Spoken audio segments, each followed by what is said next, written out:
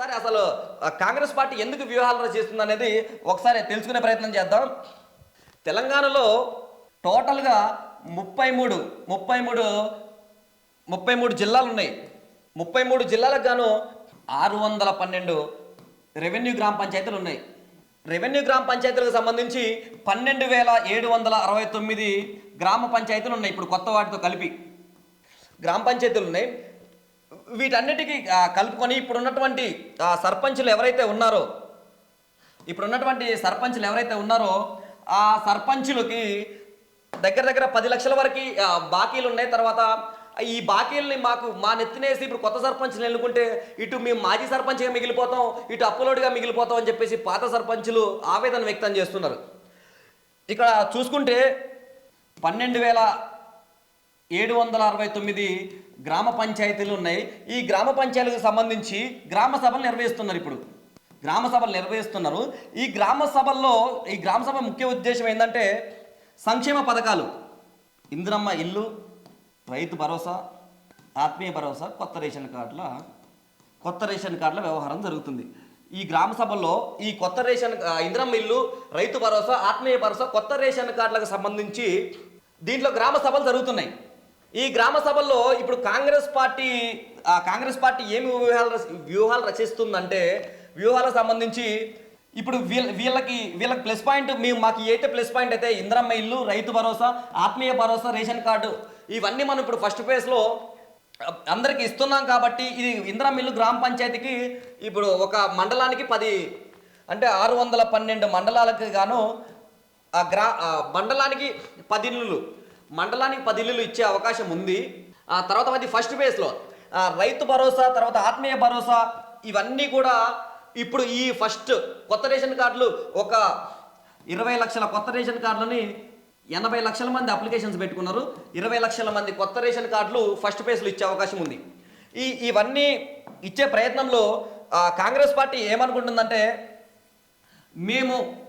మాకు ఇక్కడ plus point అయ్యే ఈ ఏదైతే 4 పథకాలు ఉన్నాయో ఈ 4 పథకాలను పట్టుకొని ఎలక్షన్స్కి వెళ్దాం అనుకుంటుంది. ఇటుపక్క చూసుకుంటే ఇప్పుడు ఏదైతే ఈ పాజిటివ్స్ ఇందిరమ్మ ఇల్లు, రైతు భరోసా, ఆత్మీయ భరోసా, రేషన్ కార్డు ఈ 4ను పట్టుకొని ఎలక్షన్స్కి వెళ్దామని చూస్తుంది గ్రామ పంచాయతీ ఎలక్షన్స్కి. దీనికి సంబంధించి ఇక్కడ బీసీ రిజర్వేషన్స్, ఎస్సీ వర్గీకరణ అనేది ఇప్పుడు ఈ కీలకమైనటువంటి తీర్పు ఈ గ్రామ పంచాయతీ ఎలక్షన్స్లో ఇచ్చే అవకాశం ఉంది. ఎందుకంటే 50% పైగా బీసీలు, 30 నుండి 40% మధ్య ఎస్సీలు ఉన్నటువంటి ఈ రాష్ట్రంలో బీసీ రిజర్వేషన్స్ చేయాలంటే దగ్గర ఒక నెల రోజులు పట్టే అవకాశం ఉంది. బీసీ రిజర్వేషన్స్ని ఆ గడువు ఏదైతే ఉందో ఆ రిజర్వేషన్స్ ఒకవేళ చేయాలన్నా ఇప్పటి నుంచి 4 వారాలు పట్టే అవకాశం ఉంది. అంటే ఫిబ్రవరి అయిపోతుంది. తర్వాత ఎస్సీ వర్గీకరణ సంబంధించి ఫిబ్రవరిలో పావులు గడిపే అవకాశం ఉంది ఆ గవర్నమెంట్. ఎందుకంటే ఫిబ్రవరి 7వ తారీఖు ఎస్సీ వర్గీకరణ సంబంధించి భారీ ఎత్తున బహిరంగ సభలు, తర్వాత పెద్ద రచ్చ జరుగుతుంది. కాబట్టి దీనికి సంబంధించి మాలలు వర్సెస్ మాదిగలు అనేది గ్రామ స్థాయిలో కూడా ఈ గ్రామ పంచాయతీ ఎలక్షన్స్ మీద దెబ్బపడే అవకాశం ఉంది. ఎందుకంటే ఇక్కడ ఈ ఎస్సీలు తర్వాత ఈ బీసీలు వీళ్ళు ఓట్లేస్తేనే ఇక్కడ ఉన్నటువంటి ఓసీల ఓట్లు ఎక్కడైనా 10% వరకే ఉంటాయి ఏ విలేజ్లో అయినా. మిగతా 50% మంది బీసీలు, మిగతా 40% మంది ఎస్సీ ఎస్టీలు, ఇంకెవరన్నా మైనార్టీలు కనుక వీళ్ళందరూ కలిపి ఒక 90% వరకు వీళ్ళే ఉంటారు. కాబట్టి ఈ రెండు చేయకుండా కాంగ్రెస్ ప్రభుత్వం ఎలక్షన్స్కి వెళ్తే మాత్రం ఖచ్చితంగా లాస్లో పడే అవకాశం ఉంటుంది. వీళ్ళు ఏదైతే 12,769 గ్రామ పంచాయతీలు ఉన్నాయో ఈ గ్రామ పంచాయతీలు మొత్తం కూడా బీఆర్ఎస్ పార్టీ ఈ రెండు అంశాల మీదనే తీసుకెళ్ళి కాంగ్రెస్ పార్టీని బదనం చేసే ప్రయత్నం చేస్తుంది క్లియర్గా. దీన్ని గమనించి ఫస్ట్ ఏవైతే ఇవి అధికారులు చూసుకునే ప్రయత్నాలు ఉన్నాయో ఇవన్నీ చేసిన తర్వాత ఈ 4 పథకాలు క్లియర్ చేసిన తర్వాత బీసీ రిజర్వేషన్లను, ఎస్సీ వర్గీకరణ ఈ 2 మీరు కంప్లీట్ చేస్తేనే గ్రామ స్థాయిలో మీకంటూ మీకంటూ ఓట్ బ్యాంక్ ఇప్పుడు ఏదైతే ఓట్ బ్యాంక్ ఉందో ఈ ఓట్ బ్యాంక్ మొత్తం కూడా రివర్స్ కాకుండా ఆ, ఏదైతే ఇప్పుడు ఆ లబ్ధిదారులు ఉన్నారో లబ్ధిదారులతో పాటు ఎస్సీ ఎస్టీ బీసీ మైనారిటీలు ఎవరైతే ఉన్నారో వీళ్ళందరూ కూడా కాంగ్రెస్ పార్టీ అభ్యర్థులను గెలిపించే అవకాశం ఉంటుంది.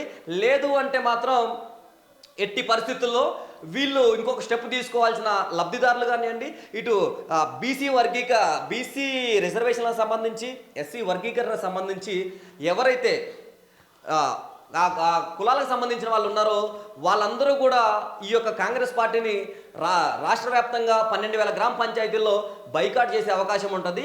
ఈ ఎలక్షన్స్ దెబ్బ మీకు మళ్ళీ మున్సిపాలిటీలో తర్వాత కార్పొరేషన్స్లో పడే అవకాశం ఉంటుంది. కాబట్టి ముఖ్యంగా బీసీ రిజర్వేషన్లు తర్వాత ఎస్సీ వర్గీకరణ ఈ 2 అంశాలపైన గవర్నమెంట్ దృష్టి పెట్టండి. ఈ 4 పథకాలు ఏదైతే ఇందిరమ్మ ఇల్లు, రైతు భరోసా, ఆత్మీయ రైతు భరోసా, ఆ తర్వాత కొత్త రేషన్ కార్డుల సవరణ ఏదైతుందో ఇది గ్రామ సభల్లో అధికారులకు ఒప్పజెప్పి మీరు ఆ బీసీ వర్గీకరణకు సంబంధించి తర్వాత ఎస్సీ వర్గీకరణకు సంబంధించి రిజర్వేషన్లు పెంచే ఆలోచనలో ఉంటే డిఎస్సి ఎగ్జామ్స్ కూడా పడుతున్నాయి. కాబట్టి ఒకవేళ మీరు మేలో ఎలక్షన్స్ కానీ జూన్లో ఎలక్షన్స్ పెట్టినా కూడా డిఎస్సి అభ్యర్థులు కానీ తర్వాత ఎవరైతే ఉద్యోగాల కోసం ఆశావాహులు ఉన్నారో వాళ్ళు కూడా కాంగ్రెస్ పార్టీని భుజాన్ని ఎత్తుకునే అవకాశం ఉంటుంది. లేదు కాదు కూడదు అంటే మాత్రం గ్రామ స్థాయిలో అయితే క్లియర్గా బీఆర్ఎస్ పార్టీ ఆల్రెడీ పుంజుకుంటుంది. బీఆర్ఎస్ పార్టీ వాళ్ళు ఫస్ట్ తలెత్తేది ఆ 2 బీసీ రిజర్వేషన్స్ తర్వాత ఎస్సీ వర్గీకరణ. ఈ రెండింటిని కనుక కాంగ్రెస్ ప్రభుత్వం క్యాచ్ చేయగలిగితే ఖచ్చితంగా మీరు ఇక్కడ కూడా 10,000కు పైగా గ్రామ పంచాయతీల్ని సొంతం చేసుకునే అవకాశం ఉంటుంది. లేదు కాదు కూడదంటే ఈ 10,000లో 8,000 వరకు ఖచ్చితంగా ఎలాగో మీరు అధికార పార్టీలో ఉన్నారు కాబట్టి ఓటు బ్యాంక్ అలా ఉంటుంది. 8,000 గ్రామ పంచాయతీల వరకు బీఆర్ఎస్ కైవసం చేసుకునే అవకాశం ఉంది. ఈ 8 తర్వాత 2,000 వరకు బీజేపీ కైవసం చేసుకునే అవకాశం ఉంది. మీరు ఈ బీసీ రిజర్వేషన్లు ఎస్సీ వర్గీకరణ ఈ 2 చేస్తే మాత్రం 10,000 పైచిలకు గ్రామ పంచాయతీల్లో మీ యొక్క విద్యార్థులు మీరు కనుక ఈ యొక్క బీసీ రిజర్వేషన్లు ఎస్సీ వర్గీకరణ కనుక మీరు ఈ నెల రోజుల్లో పూర్తి చేయగలిగితే మీకు 10,000 పైచిలకు సర్పంచులు విజయకేతనం ఎగరేసే అవకాశం ఉంటుంది కాంగ్రెస్ పార్టీ తరపు నుంచి.